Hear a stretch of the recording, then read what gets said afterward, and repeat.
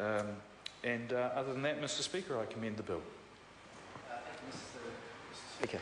I call the Honourable David Parker.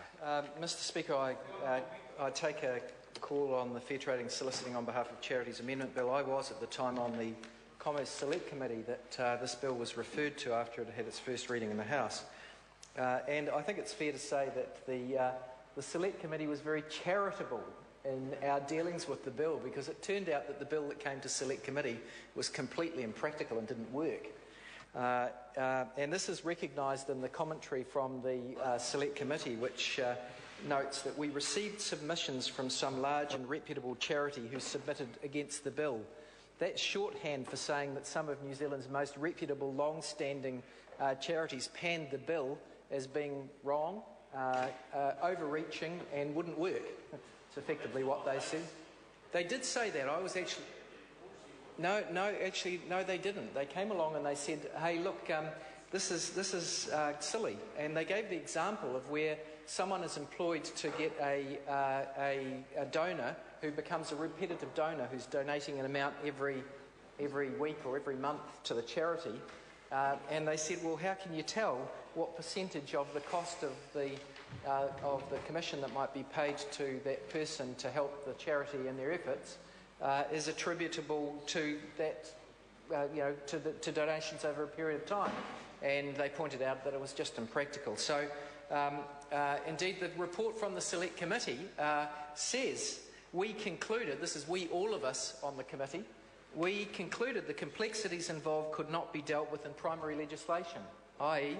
that the purpose, which is an admirable purpose to stop money being unduly taken or hived off for people who are ostensibly there for charitable purposes but lining their own pockets. They said that couldn't be dealt with in primary legislation. Not only that, but we found that a lot of the mischief that existed was already covered by other legislation.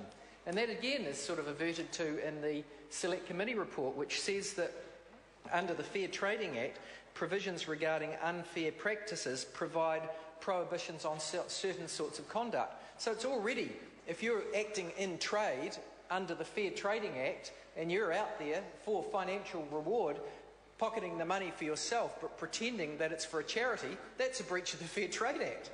So, and we shouldn't be surprised by that. So that part of it was already covered by the law. And so we found out that in the end, the only bit that really wasn't covered by the law that could be perhaps better dealt with was that there are no positive obligations of disclosure before you seek a donation upon people. And so faced with a choice as to whether we just reported this bill back as being a useless attempt at a good purpose, we chose to take the charitable view and actually fixed the bill and changed it from that which arrived at Select Committee and did what Amy Adams hadn't been able to do in advance of the committee. So we came up with, or the officials sort of struggling to try and help address the underlying issue, said, well, look, let's come up with these regulations that could be made by the Governor-General about prescribing disclosure requirements for people who are seeking charitable donations. Now, this bill doesn't do it. It actually just creates some future right of a government department to do it. So another layer of bureaucracy is being put upon the charitable sector in the future, which I suspect will end up being disproportionate to the ill which is being claimed to be fixed. But actually, I think the reason that we went along at Select Committee is we found Amy Adams reasonable to deal with, and we didn't want to rub a nose in it. So we didn't. We came up with this regulation-making power, which is pretty harmless. Doesn't really advance a lot. Nothing's going to change tomorrow as a consequence of us passing this legislation.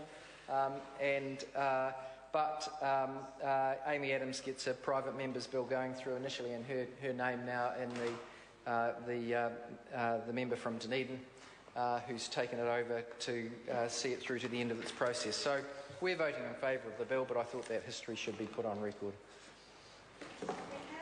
I call the Honourable Member Denise Roach. Tēnā koe.